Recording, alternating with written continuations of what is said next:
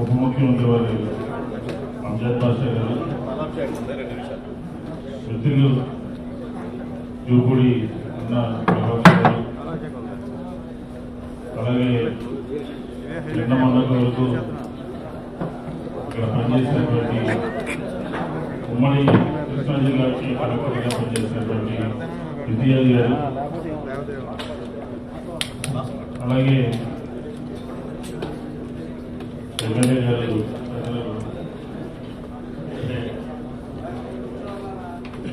జగదీష్ గారు, మనలో ఇతర వేదికలు అలంకరించినటువంటి పెద్దలు, పాస్టర్ గారు, అలాగే మిత్రుల సోదరులందరికీ కూడా నమస్కారం. చాలా సంతోషం. ఈ ప్రభుత్వం పాస్టర్లకి గౌరవ వేతనాన్ని రిలీజ్ చేయడం, దానికి ఈరోజు విజయవాడలో స్వయంగా మంత్రి గారు వచ్చి ఇక్కడ పాల్గొంటాం. ఎందుకంటే ఎప్పుడు మాట్లాడినప్పుడు ఎవరు మాట్లాడినా పెద్ద ఎందుకంటే మొత్తం ప్రసంగం అంతా అనర్గళంగా క్షేత్రస్థాయిలో వాస్తవాలని ఆయన అన్ని కూడా చెప్పేది. నేను ఒకటే ఒక విషయం చెప్పదలుచుకున్నాను. ఇది ఈ జిల్లాలో 270 ఉంటే 60 విజయవాడ నగరంలో వచ్చినట్టుగా లెక్కలు చూపిస్తూ ఉన్నాయి. కలెక్టర్ గారు ప్రిన్సిపల్ సెక్రటరీ గారు దాని మీద దృష్టి పెట్టాలి అని చెప్పిన సందర్భంగా నేను కోరుతున్నాను. ఎందుకంటే మేము గడపకు వెళ్ళా, ప్రజల దగ్గరికి ఎక్కడ వెళ్ళా, మొట్టమొదటిగా మమ్మల్ని ఆశీర్వదించి ప్రార్థన చేసి పంపించేటటువంటి సమాజం ఏదైతే క్రైస్తవ సమాజం.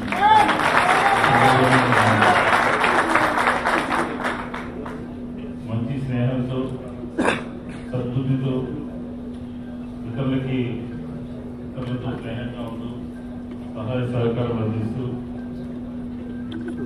ఈ రాష్ట్రంలో దేవుడి యొక్క ప్రభుత్వం రావాలి అని చెప్పని కంకణం కట్టుకున్నటువంటి సమాజం క్రైస్తవ సమాజం.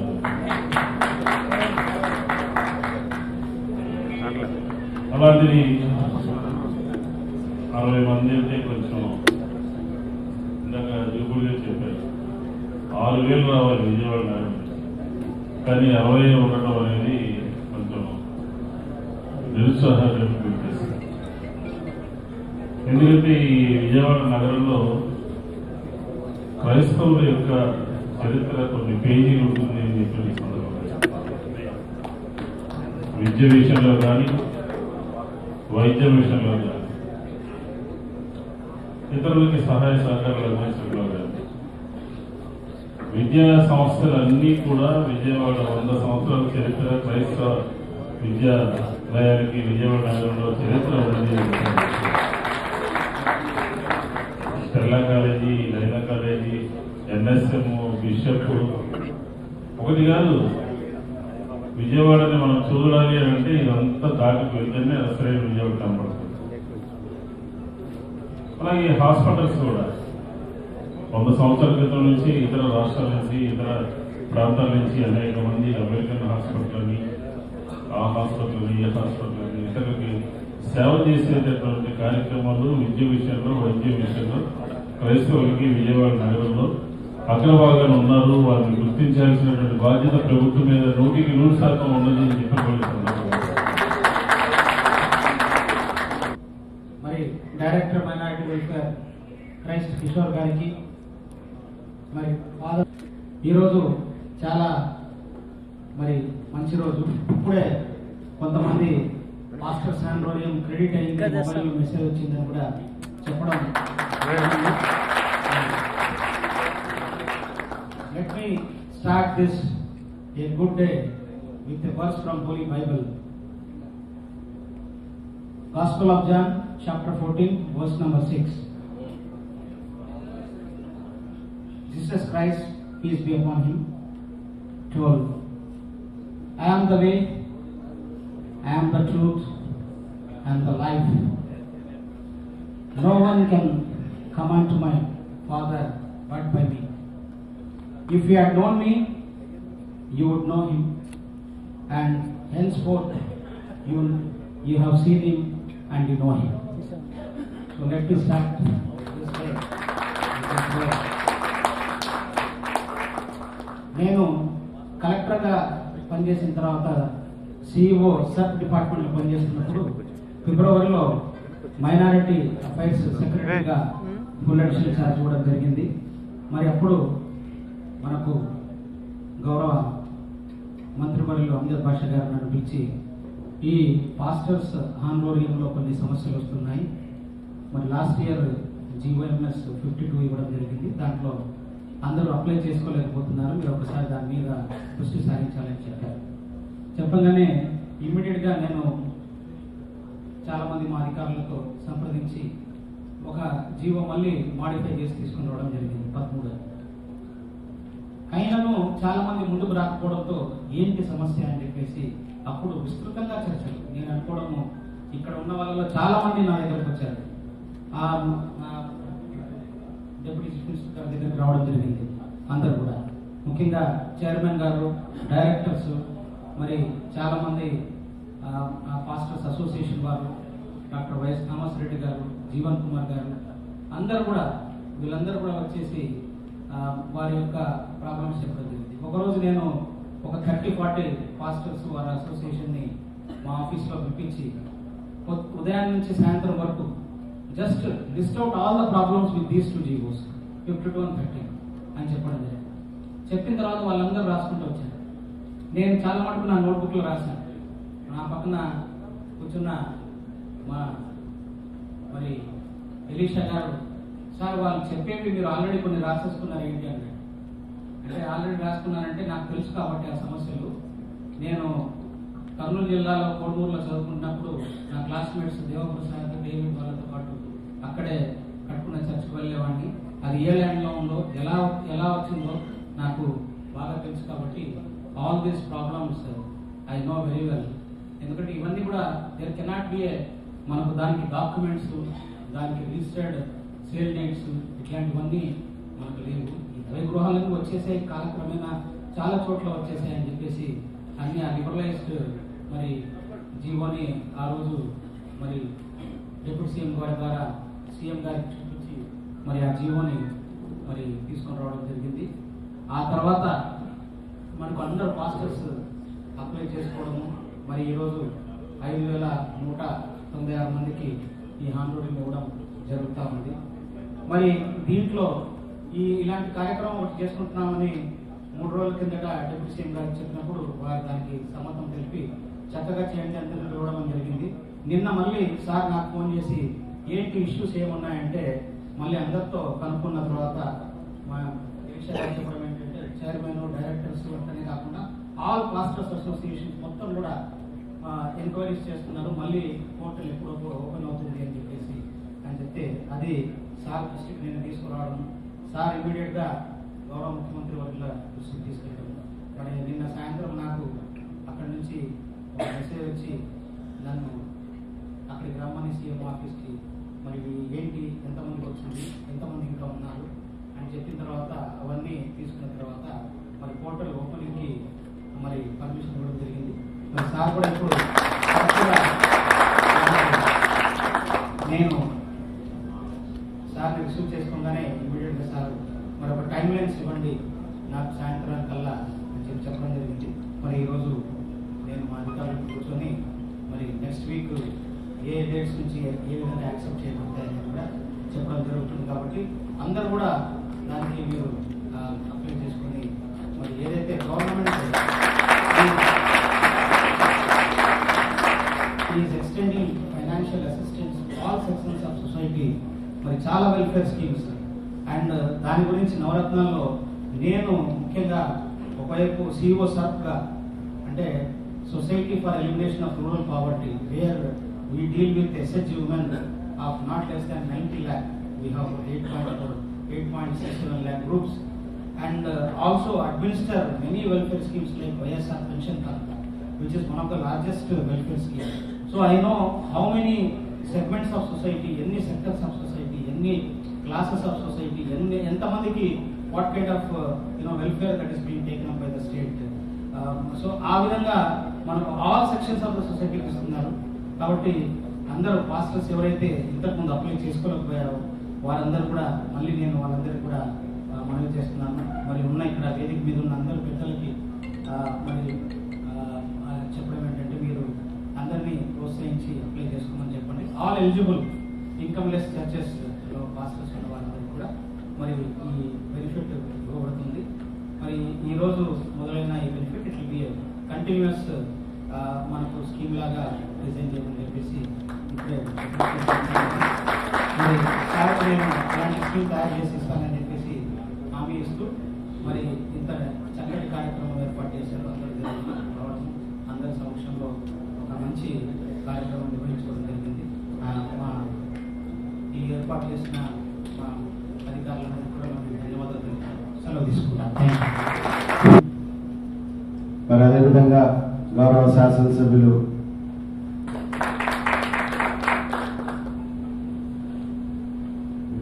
ఇప్పుడే చాలా మంది వక్తలందరూ కూడా అనేక విషయాలు మీ ముందు ఉంచడం జరిగింది.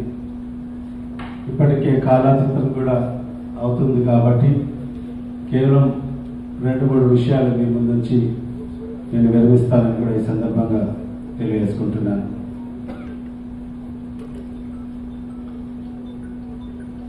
మరి ఇవాళ ఈ సమాజంని మరి అన్ని విధాలుగా అన్ని రకాలుగా సహాయ సహకారాలు అందిస్తున్న మరి ఏదైతే మన అర్చకులు కానీ మౌజన్ ఇమాములు కానీ మరి అదేవిధంగా పాస్టర్లు అందరినీ కూడా ఆదుకోవాలని చెప్పి మన ప్రియతమ ముఖ్యమంత్రి గారు శ్రీ వైఎస్ జగన్మోహన్ రెడ్డి గారు ఆయన తన పాదయాత్రలోనే మన అందరికి కూడా మాట ఇవ్వడం జరిగింది. మరి ఆ మాటకు అనుగుణంగానే ఎన్నికల ముందు ఒక మేనిఫెస్టో కూడా రూపొందించడం జరిగింది. మరి ఆ మేనిఫెస్టోలో కూడా మా ప్రభుత్వం అధికారంలోకి వస్తే ఖచ్చితంగా వీళ్ళకందరికీ కూడా గౌరవ వేతనం అందిస్తానని కూడా ఆ రోజు మాట ఇవ్వడం జరిగింది. మరి ఆ మాటలకు అనుగుణంగానే మరి ఇవాళ గౌరవ పాస్టర్లకు అందరికి కూడా ఈరోజు గౌరవ వేతనం ఇవాళ అందించే కార్యక్రమం ఎంతో ఘనంగా కూడా ఇక్కడ నిర్వహించుకోవడం కూడా చాలా సంతోషకరమైన విషయం. ఎందుకంటే అందరు చెప్పారు వైఎస్ కుటుంబం అంటే మాట తప్పని కుటుంబం, మడమ తిప్పని కుటుంబం. ఆ కుటుంబాన్ని నమ్ముకున్న వాళ్లకు ఎప్పటికీ అన్యాయం అయితే జరగదు. ఆలస్యం జరగచ్చు కానీ అన్యాయం అయితే ఎప్పటికీ జరగదు అనేది ప్రతి ఒక్కరు కూడా గుర్తించాల్సిన అవసరం ఉంది. ఎందుకంటే ఒక సామాన్యమైన కార్యకర్త కాడి నుంచి ఒక సామాన్యమైన ప్రజల కాడి నుంచి కూడా ఆ కుటుంబాన్ని నమ్ముకున్న వాళ్లకు ఎవరికైతే కూడా అన్యాయం అయితే జరగదు. ఆలస్యం కావచ్చు కానీ అందుకు మీకందరికి కూడా నేను మరొకసారి మన్నించమని కూడా కోరుతున్నాను. ఎందుకంటే ఈ గౌరవేతనం అందించడానికి కోసం ఆలస్యం అయింది. ఈ ఆలస్యానికి కూడా అనేక కారణాలు ఉన్నాయి. అనేక సందర్భాల్లో గౌరవ ముఖ్యమంత్రి గారు ఖచ్చితంగా గౌరవ పాస్టర్లకు గౌరవ వేతనం ఇవ్వాలని ఆలోచనతోనే ఉన్నారు. కానీ కొన్ని అనివార్య కారణాల వల్ల కొన్ని గతంలో మనం 52 జీవో ఏదైతే ఇచ్చామో మరి ఆ జీవోలకు అనుగుణంగా చాలా మంది మన పాస్టర్లు దానికి అప్లై చేసుకోకపోవడము, మరి గౌరవ ముఖ్యమంత్రి గారు కూడా అనేక సందర్భాలు ఎందుకు పాస్టర్లు ఎందుకు దీనికి అప్లై ఎందుకు చేసుకోవటం లేదని చెప్పి అనేక సందర్భాల్లో కూడా ఆయన సమావేశాలు కూడా నిర్వహించడం జరిగింది. మేము కూడా గౌరవ ముఖ్యమంత్రి గారికి మరి అదేవిధంగా ధనంజయ రెడ్డి గారు మరి అదేవిధంగా అనేక అధికారులను కూడా కూర్చోబెట్టుకొని సాల్మన్ రాజ్ గారు అయితే మీ అందరూ కూడా కూర్చొని మరి జీవో ప్రకారంగా అయితే చాలా మటుకు మనం చూస్తున్నాం. అనేక మంది ఎక్కడైతే మన చర్చలు అనుకుంటుంటే మన ఎవరైతే పాస్టర్స్ ఉంటారో మరి వాళ్ళకి ఎక్కడ కూడా పత్రాలు ఉండవు. మరి అనేక మంది ఎంతో మంది దాతలు కూడా సహాయ సహకారాలు ఇస్తుంటారు కాబట్టి వాళ్ళకు డొనేట్ చేస్తుంటారు కాబట్టి మరి అలాంటి స్థలాలకు ఎలాంటి రిజిస్టర్డ్ డాక్యుమెంట్స్ ఉండవు అని చెప్పి గౌరవ ముఖ్యమంత్రి గారి దృష్టికి తీసుకెళ్లడం జరిగింది. మరి నా దృష్టికి కూడా అనేక మంది మీరందరూ కూడా దైవజనులందరూ కూడా అనేక సందర్భాల్లో కలిసినప్పుడు అయ్యా మాకు ఈ జీవో ప్రకారంగా అయితే మాకు ఎవరికాడ కూడా మాకాడ పత్రాలు ఉండవు, మరి ఎవరో దాతలు మాకు దానంగా మనకు ఆ స్థలం ఇచ్చే పరిస్థితి ఉంటుంది, అక్కడ మనం చర్చ నిర్వహించుకోవడం జరుగుతుంది. మరి అలాంటి పరిస్థితులు మనం రిజిస్టర్డ్ డాక్యుమెంట్ తీసుకురామంటే ఎక్కడి నుంచి మనం తీసుకురాగలిగామని చెప్పి మరి అనేక మంది మా దృష్టికి తీసుకురావడం జరిగింది. మీరు ఎన్ని సమస్యలు కూడా గౌరవ ముఖ్యమంత్రి గారు మరి ఆయన సీఎం ఆఫీస్ అధికారులందరూ కూర్చొని దీని మీద సమీక్ష కూడా నిర్వహించడం జరిగింది. ఖచ్చితంగా దీంట్లో కొన్ని రిలాక్సేషన్స్ తీసుకురావాల్సిన అవసరం ఎంతైనా ఉందని చెప్పి మరి అధికారులందరూ కూడా పాటించిన తర్వాతనే మరి దాని తర్వాత కూడా మరొక జీవో కూడా తీసుకురావడం జరిగింది.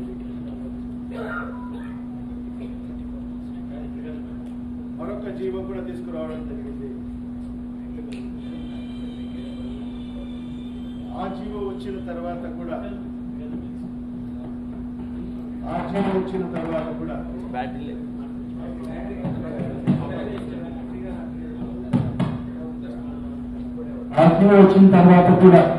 మరి దాంట్లో కూడా కొన్ని అడ్డంకులు ఉన్నాయి.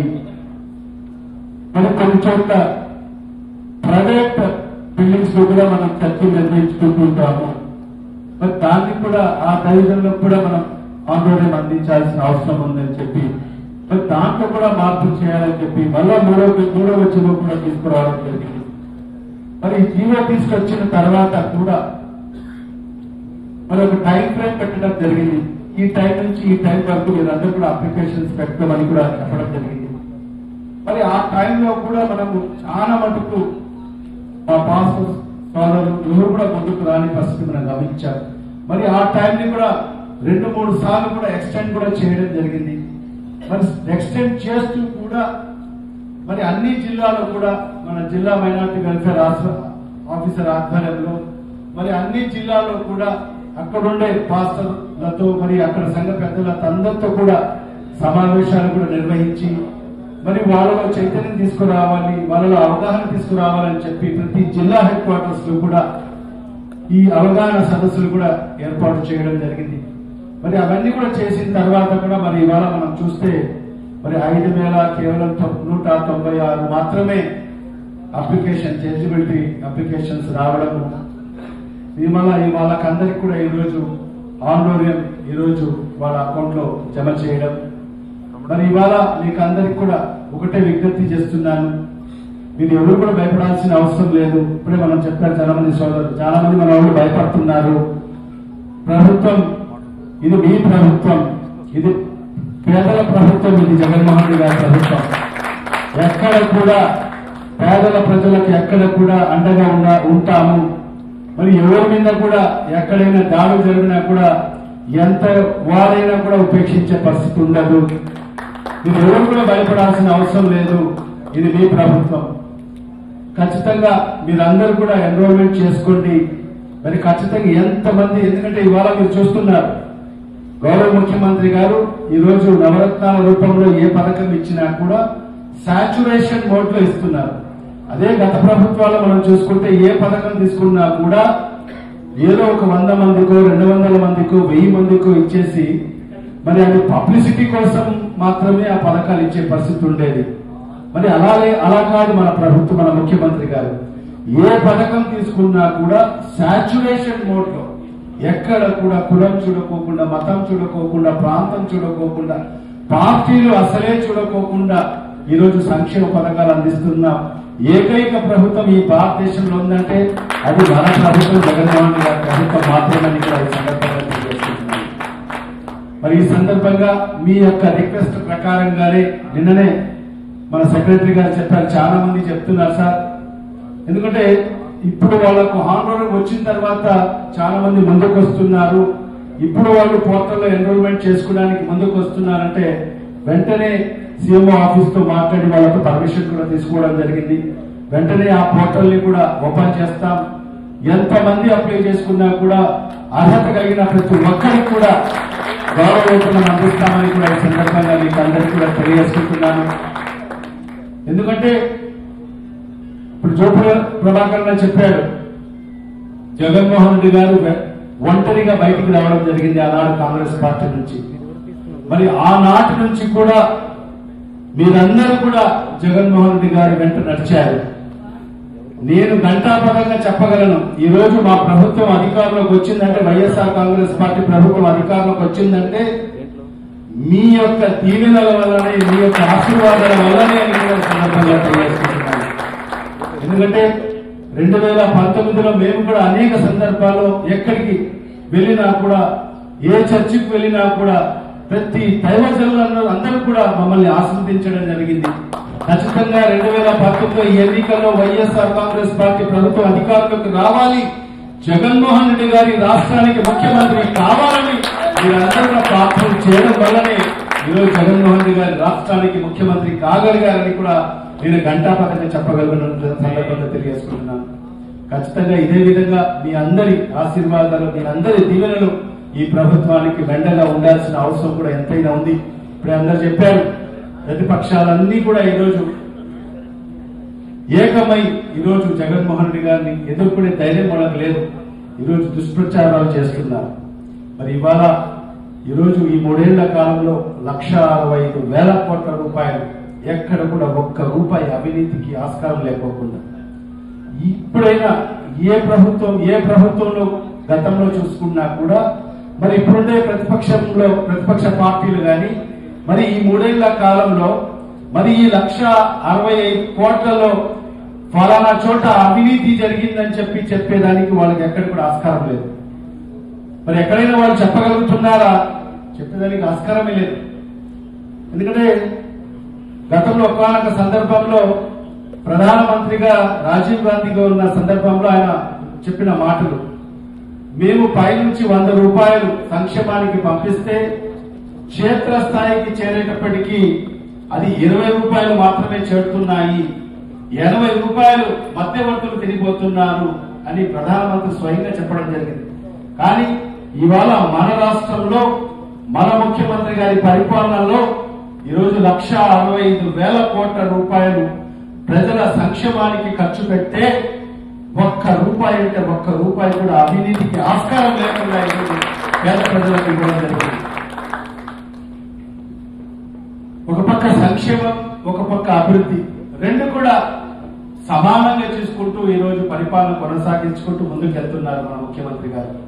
మరి ఇలాంటి ఒక మనసున్న ముఖ్యమంత్రి, ఎందుకంటే మనసున్న ముఖ్యమంత్రి అని ఎందుకంటానంటే గత 5 ఏళ్లు పాలించిన చంద్రబాబు నాయుడు గురించి కూడా మనం ఒకసారి ఆలోచన చేయాలి. మన జగన్మోహన్ రెడ్డి గారికి చంద్రబాబు నాయుడు గారికి తేడా ఏంటంటే మరి ఆయన కూడా ఖర్చు పెట్టాడు, జూపూడి ప్రభాకర్ చెప్పినట్టు, వేరే వాళ్ళు చెప్పినట్టుగా ఆయన అన్యాయులకు కోట్లాది మంది కోట్ల రూపాయలు వాళ్ళందరూ కూడా దండుకున్న పరిస్థితి మనం చూశాం. కానీ ఇవాళ మన ప్రభుత్వంలో, జగన్మోహన్ రెడ్డి గారి ప్రభుత్వంలో ప్రతి పేదవానికి ఈరోజు 1,000 రూపాయలు, 1,00,000 రూపాయలు ప్రతి కుటుంబానికి చేరిన పరిస్థితి మనం చూస్తున్నాం. ఎందుకంటే గడప గడపకు మన ప్రభుత్వ కార్యక్రమంలో ప్రతి గడపకు మనం వెళ్ళడం జరుగుతుంది.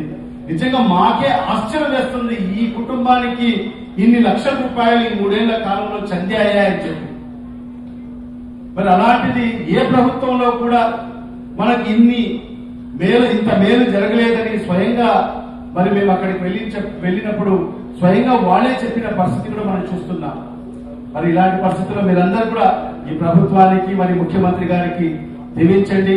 ఖచ్చితంగా రాబో రోజుల్లో కూడా ఇలాంటి దుష్ప్రచారాలను, ఎందుకంటే మీరందరూ కూడా దైవజనులు కాబట్టి మీరందరూ కూడా ఇలాంటి ఏదైతే దుష్ప్రచారాన్ని మీరు ఖండించాల్సిన అవసరం ఉంది.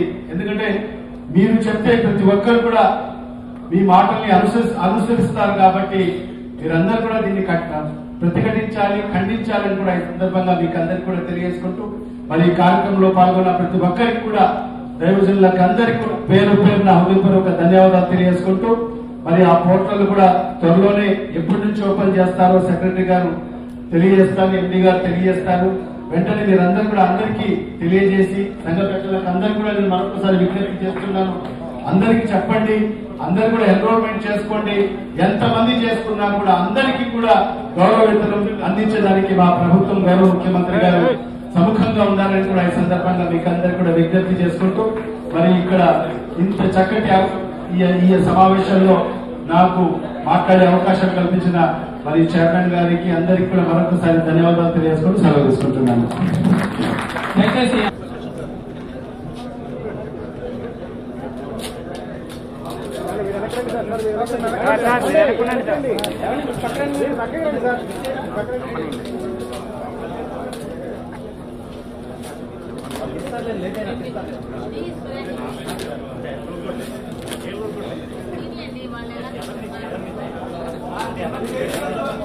Please,